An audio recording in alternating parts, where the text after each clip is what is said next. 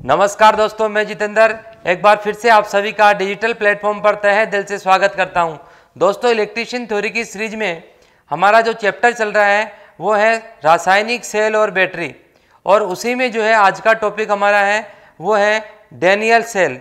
आप सबको पता हो कि डैनियल सेल जो है वो वैज्ञानिक जॉन फ्रेडरिक डैनियल के नाम के ऊपर पड़ा है, और इन्होंने 1836 के अंदर इस सेल का आविष्कार किया। आप सबको पता हो कि इससे पहले जो सेल था आपके पास में वोल्टेइक सेल, उससे कुछ ज़्यादा ईएमएफ जो है प्राप्त किया गया, इससे स्थिर वोल्टेज जो है इससे प्राप्त हुआ। इसके अलावा जो है और भी बहुत सारी चीज़ें हैं, वो उसके बारे में हम पढ़ने वाले हैं। तो सबसे पहले मैं बात करना चाहूँगा यहाँ पर सामग्री और संरचना की बात मैं करना चाहूँगा। तो सामग्री और संरचना में यहाँ पर आपको बताया गया कि एनोड के रूप में तांबे का बेलनाकार पात्र काम में लिया जाता है। तो आप देख सकते हो इस चित्र के अंदर कि ये कॉपर का जो है बेलनाकार आकृति के अंदर एक पात्र है कि नहीं है। आपको मैं और जो है वो अच्छे से दिखा सकता हूँ कि ये जो है एक कॉपर का क्या है, आपको पात्र दिखाया गया है। ये कॉपर का पात्र जो है वो बेलनाकार है, और यहाँ जो है इससे कोई संयोजक तार जोड़ दिया जाता है, यानी कि इस पात्र को ही जो है आप एनोड के रूप में काम में लेंगे, तो यहाँ पर जो है आप संयोजक तार जोड़ देंगे। इस प्रकार से ये बेलनाकार पात्र होता है। दूसरी बात जो है अपन यहाँ पर पढ़ रहे हैं कि ये पात्र छिद्र युक्त छज्जानुमा होता है, यानी कि छिद्र युक्त छज्जानुमा होता है। इसका मतलब ये है कि ये पात्र दिखने में आपको बेलनाकार लग रहा है, लेकिन साथ ही साथ में यहाँ पर आप देख सकते हो कि ये छिद्र भी हो रखे हैं, और ये जो है छज्जानुमा जो है सामने से आपका एरिया जो दिख रहा होगा आपको कि छिद्र युक्त और छज्जा युक्त है ये। तो इस प्रकार से ये आपका बेलनाकार पात्र जो है वो होता है। आगे फिर हम बात करना चाहेंगे यहाँ पर कि इस बेलनाकार तांबे के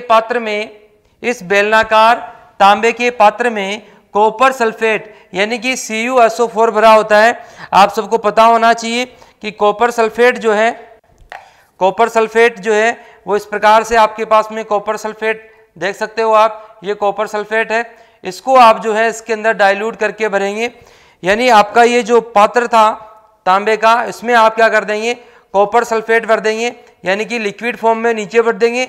और इसके अलावा ये छज्जा युक्त जो है स्थान, इसमें जो है आप क्रिस्टल के रूप में भरेंगे, यानी कि ठोस रवे जो है इसके अंदर भरे जाएंगे। तो इसलिए आपको बताया जा रहा है आगे, पात्र के छज्जे पर CuSO4 के ठोस क्रिस्टल भरे जाते हैं।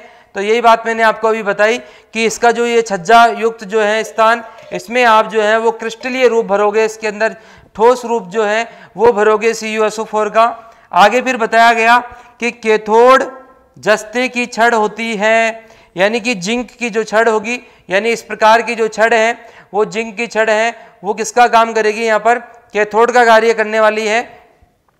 फिर बोलता आगे कि कैथोड जस्ते की छड़ होती है जिसे H2SO4 यानी कि गंधक के अम्ल से भरे सरंध्र पात्र में रख दिया जाता है। यानी कि आपके पास में कोई सरंध्र पात्र होगा, सरंध्र पात्र जो होगा, पोरस्पोर्ट जो होगा, उसके अंदर आप क्या करेंगे, H2SO4 को जो है वो डाइल्यूट करेंगे जल के साथ में मिला करके, और H2SO4 इसके अंदर भरेंगे, और उसके बाद में जो है इसके ऊपर जो है यहाँ इस प्रकार से जो है जस्ते की एक छड़ लगा दी जाएगी इसके अंदर। तो इस प्रकार से जो है आप यहाँ पर पढ़ रहे हैं, इसकी सामग्री और संरचना की बात कंप्लीट कर रहे हैं। आपको दोस्तों यहाँ पर दो चित्र बताए गए हैं। यहाँ पर जो है वो केवल एक सेल की संरचना दिखाई दे रही है आपको, जिसके अंदर आप देख सकते हैं कि ये जो बेलनाकार पात्र जो है इसमें ये एनोड का कार्य कर रहा है, और इसके अंदर जो है आपने CuSO4 भरा हुआ है, ऊपर क्रिस्टल के रूप में जो है आपने CuSO4 भरा है, और ये आपका जो सरंध्र पात्र है इसके बीच में जो है आपने क्या कर दिया है, एक कैथोड की रोड जिंक वाली ले ली है, जबकि सरंध्र पात्र में आपने जो इलेक्ट्रोलाइट भर रखा है वो H2SO4 का भर रखा है।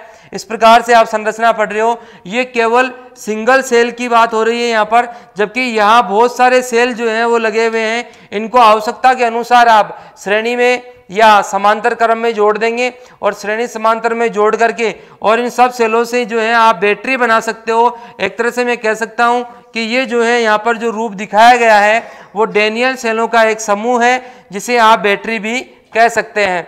आगे फिर हम बात करते हैं रासायनिक क्रियाओं की। हम बात कर रहे हैं यहाँ पर, तो रासायनिक क्रियाओं में आप ध्यान से देखें कि रासायनिक क्रियाओं में सबसे पहले बात होती है कि इलेक्ट्रोलाइट जो आपका H2SO4 वाला है, यानी कि जिसको आपने सरंध्र पात्र में भर रखा है, वो H2SO4 जल में मिलाते हैं तो जाहिर सी बात है वो 2H और SO4 के अंदर जो है वो डिवाइड हो जाता है, टूट जाता है। उसमें एक प्रकार के आयन जो होंगे वो हाइड्रोजन वाले होंगे, दूसरी प्रकार के जो होंगे वो सल्फेट के होंगे, सल्फेट वाले ऋणायन के होंगे और हाइड्रोजन वाले जो हैं वो धनायन होंगे।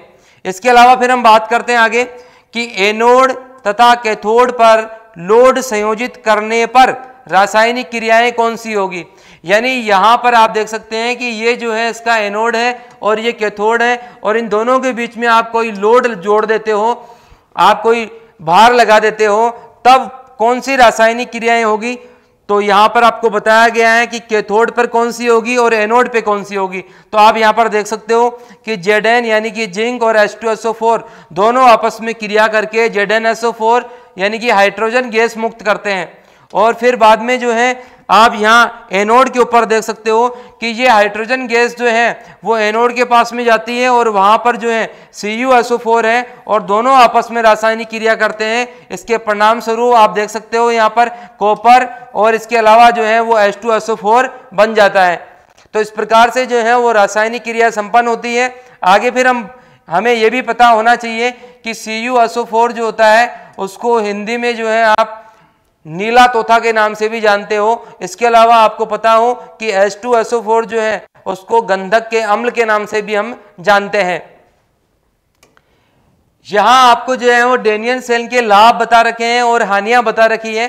तो यहां डैनियल सेल के लाभ कौन कौन से हो सकते हैं, तो सबसे पहले बताया कि अनुरक्षण की कम आवश्यकता होती है, यानी एक बार बन गया इसके अलावा कोई अनुरक्षण की इसमें कोई जरूरत नहीं होती है। आगे फिर बात करते हैं वातावरण पर कोई विपरीत प्रभाव नहीं डालता है, किसी प्रकार की कोई जहरीली गैसों का निष्कासन नहीं होता है। आगे फिर बताया गया कि स्थानीय क्रिया दोष और ध्रुवाच्छादन दोष इसमें नहीं होते हैं, तो ये भी क्या है एक तरह से फायदा ही है। आगे बात करते हैं हम डैनियल सेल की हानियों की, तो इसे पुनः आवेशित नहीं किया जा सकता, यानी कि ये सब प्राथमिक सेल पढ़ रहे हैं अपन, और आप सबको पता होना चाहिए कि प्राथमिक सेल जो होते हैं उनको आप जो है पुनः चार्ज नहीं कर सकते, ये यूज एंड थ्रो होते हैं, एक बार काम में लेने के बाद में फेंके जाते हैं। तो ये सब जो थी इसकी लाभ और हानियां थी। आगे हम बात करते हैं इसके अन्य विवरण की। तो अन्य विवरण दोस्तों यहाँ पर हम बात करेंगे सबसे पहले कि डैनियल सेल का जो अन्य विवरण है उसमें आपको ईएमएफ का पता होना चाहिए कि प्रति सेल जो है वो ईएमएफ कितना मिलता है। उससे पहले जो है, इससे पहले आपने जो वोल्टेज सेल पढ़ा था उसका 1.08 पढ़ा था, जबकि इसका 1.1 होता है। तो 1.1 वोल्टेज जो है कई बार इस प्रकार से भी लिख देता है, तो मतलब तो वही है उसका, यानी 1.10 भी लगा सकता है, यानी कि 1.1 वोल्टेज ही है ये, तो आपको ध्यान रहे। इसके अलावा आप बात करेंगे कि इसका उपयोग प्रयोगशालाओं में स्थिर वोल्टेज के लिए करते हैं। दोस्तों यहाँ प्रयोगशालाओं शब्द इसलिए आया है क्योंकि प्रयोगशाला में आप जो है इसके वोल्टेज को काम में ले रहे हैं। आप प्रयोगशाला में प्रयोग करेंगे तो जाहिर सी बात है वहां पर किसी प्रकार से हिलेगा डुलेगा नहीं वो सेल, और हिलेगा डुलेगा नहीं तो इसके जो अम्ल था, उसके अंदर जो लिक्विड था, वो छटकने की किसी प्रकार की जो समस्या थी वो नहीं हो पाएगी। इसलिए कहा गया है कि प्रयोगशाला में इसको स्थिर वोल्टेज के रूप में, स्थिर करंट प्राप्त करने के रूप से अपन काम में ले सकते हैं। आगे फिर बताया गया यहाँ पर कि इसका जो है वो ईएमएफ का फॉर्मूला क्या होता है, करंट का फॉर्मूला क्या होता है, आंतरिक प्रतिरोध का फॉर्मूला क्या होता है। आपको यह भी पता होना चाहिए कि इसका आंतरिक प्रतिरोध जो है यानी कि इंटरनल रेजिस्टेंस जो है वो लगभग 3 ओम के लगभग होता है। तो ये एक याद करने वाली बात है। आगे फिर हम बात करना चाहेंगे अगले पॉइंट के लिए